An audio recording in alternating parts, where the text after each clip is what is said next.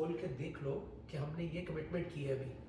اللہ سے کمٹمنٹ ہے. یس, تو ٹو وے کمیونیکیشن تھی نا. To way communication.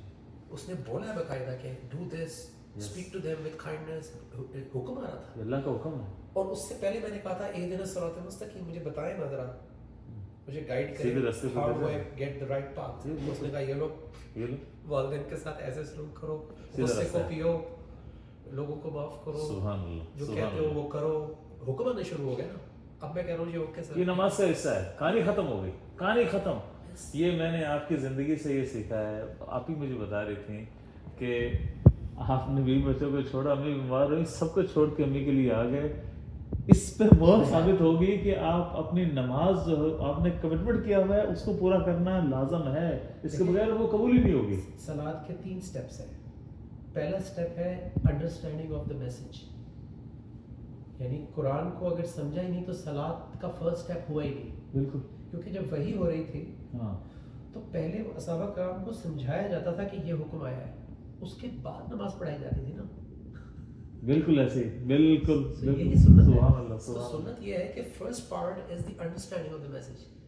بھائی جب آپ نے پڑھایا ہی نہیں اسکول میں تو ٹیسٹ کس بات کا لے رہے ہو؟ پہلے سمجھاؤ گے نا, کوئی شک نہیں. اور پھر پوچھے گا ٹیچر کے بھی anybody has any questions, وہ کہے گا نہیں سر مجھے یہ بات سمجھ نہیں آئی. اب پہلے تو قرآن سمجھنا ہوگا نا کہ اوکے میری ڈیوٹیز کیا ہیں as a son, as father, as husband, as wife, as daughter, as student, as professional. اب جب مجھے وہ ڈیوٹیز مل گئی ہیں, اب سیکنڈ اسٹیپ آیا کہ اب میں نے کھڑے ہو کے, تو پوری فیملی نے کہا کہ بھائی یہ ہمارے گھر کی انسٹرکشن ہے, let stand together and do مغرب, اکٹھے پڑھتے ہیں. بالکل, ٹھیک ہے جی, باپ کھڑا ہو گیا آگے, یہ ہم اپنے گھر میں کرتے ہیں.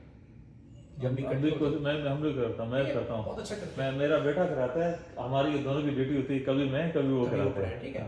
اب جس نے پڑھائی اس نے وہی انسٹرکشنز, وہی والی آیات یاد کر کے پڑھی جو اس وقت گھر کی ضرورت ہے. جی رائٹ, کیونکہ قرآن موقع محل کے حساب سے ہے. جی جی بالکل ایسے ہی. Quran is according to situation and time. تو جو گھر کی ضرورت تھی آپ نے وہی والی آیات پڑھی, سب نے اس پہ رکوع اور سجدہ کیا.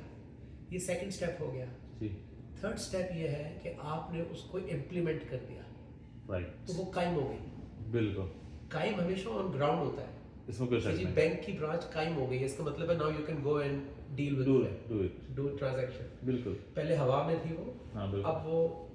So second part is the commitment کہ آپ نے فزیکلی ایکسپریس کر دیا کہ یا اللہ ہم سب نے سجدہ کر دیا ہے. اب گھر میں جب وہ امپلیمنٹ ہو گئی, فار ایگزامپل آپ نے کوئی انسیکیورٹی ایکسپریس کی ہے, شو کی, تو بچے نے کہا کہ دیکھیں ابھی ہم نے سجدہ کیا ہے تو وی ہیو ٹو ٹرسٹ اور we have to be patient. تو وہ صلات قائم کر دی اس نے, تو آپ نے کہا ہاں یار بالکل تم صحیح کہہ رہے ہو, we have to be patient.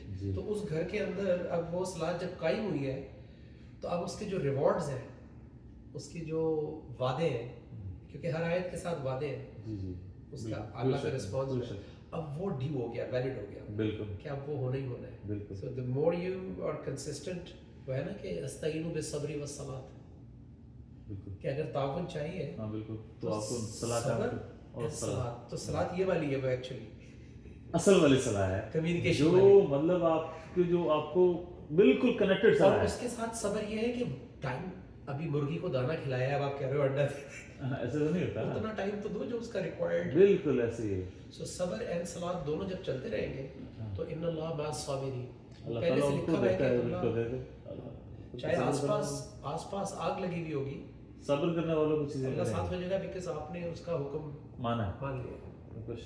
یہ مسنگ ہے ہمارے گھروں سے, سوسائٹی سے.